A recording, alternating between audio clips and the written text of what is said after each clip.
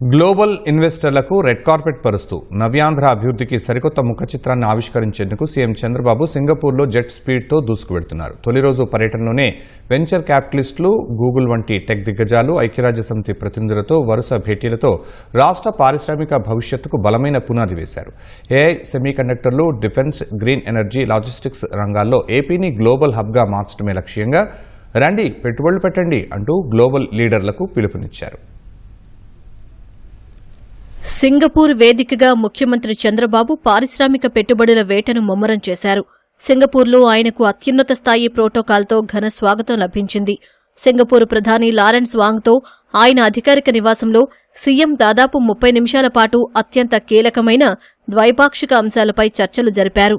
చంద్రబాబు పర్యటనకు గౌరవ సూచకంగా సింగపూర్ ప్రభుత్వం హోటల్ నుంచి ప్రధాని నివాసానికి, అక్కడ్నుంచి విదేశాంగ మంత్రి బాలకృష్ణన్ నివాసానికి వెళ్లే మార్గమంతటా అధికారిక police escort, top protocol convoy ఏర్పాటు చేసింది.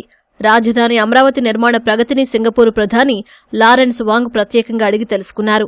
అంతర్జాతీయ ప్రమాణాలతో అమరావతిని అత్యంత నివాసయోగ్యమైన నగరంగా తీర్చిదిద్దుతున్నట్లు సీఎం వివరించారు.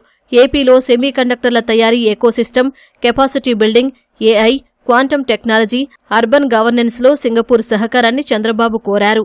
రాష్ట్రంలో పండుతున్న ఆర్గానిక్, ఉద్యాన, ఆక్వా ఉత్పత్తులను సింగపూర్ దిగుమతి చేసుకునే అంశాన్ని పరిశీలించాలని కోరారు. 160 గిగావాట్ల గ్రీన్ ఎనర్జీ లక్ష్యంతో ఏపీ దూసుకెడుతుందని వివరించారు.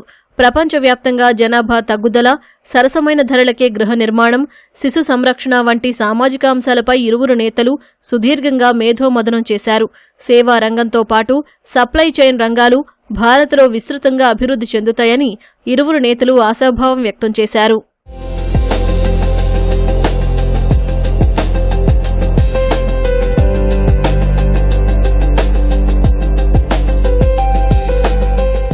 అంతకుముందు గూగుల్ ఆసియా పసిఫిక్ రీజియన్ అధ్యక్షుడు కరణ్ బజ్వాతో సీఎం భేటీ అయ్యారు.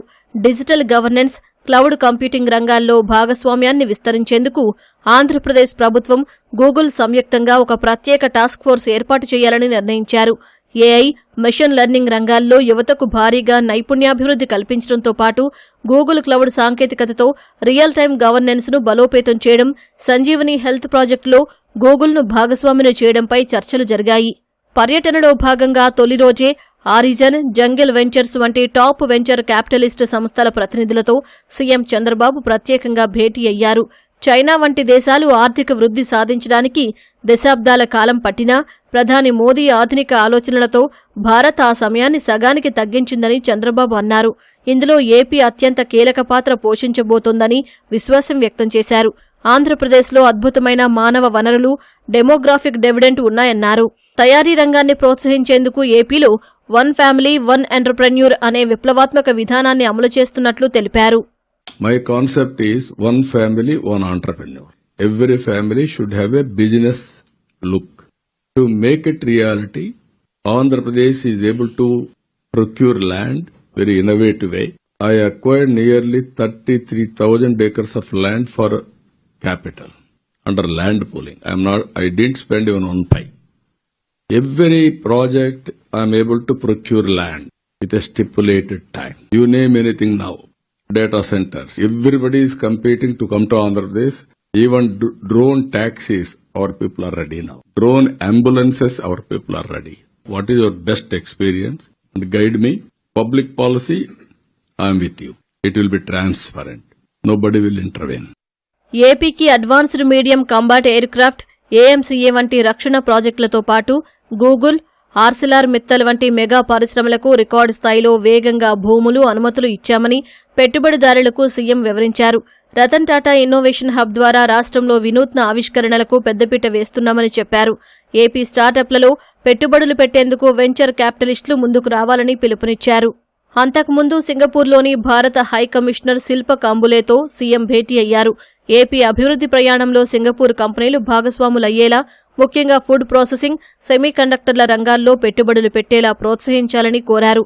రాష్ట్రంలో కొత్తగా అత్యాధునిక పోర్టులు అందుబాటులోకి వస్తున్నాయని తెలిపారు. Ship building, civil aviation, maintenance, repair, overhauling కేంద్రాల ఏర్పాటుకు ఏపీ కేర్ ఆఫ్ అడ్రస్ గా మారబోతుందని వివరించారు. వైసీహెచ్ లాజిస్టిక్స్ గ్రూప్ ప్రతినిధులతో మాట్లాడిన సీఎం రాష్ట్రంలో ఆటోమేటెడ్ టెక్నాలజీతో కూడిన భారీ సప్లై చైన్ సిటీ, లాజిస్టిక్స్ పార్కుల నిర్మాణానికి ఆహ్వానించారు. ఏపీలోని నగరాల సుస్థిరాభివృద్ధి కోసం ఐక్యరాజ్యసమితి ప్రతినిధి అనా క్లాడియా రోజ్బాక్తో సీఎం చర్చలు జరిపారు. మురికివాడల నిర్మూలనకు అర్బన్ రాస్తా ఫ్రేమ్ వర్క్ అమలుతో పాటు రాష్ట్రంలో UN habitat centre of excellence ఏర్పాటుకు భూమి కేటాయించేందుకు సిద్ధంగా ఉన్నామని వెల్లడించారు.